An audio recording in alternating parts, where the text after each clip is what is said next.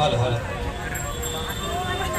राधाकृष्ण महिला गोविंद पथक जे जव्हारवरून आलेले आहेत त्या जव्हारवरून आलेल्या गोविंद पथकाने सर्वांनी जोरदार टाळ्या वाजवायच्या आहेत। बघा आपल्या भगिनी आहेत दरवर्षी ते जव्हारवरून येतात।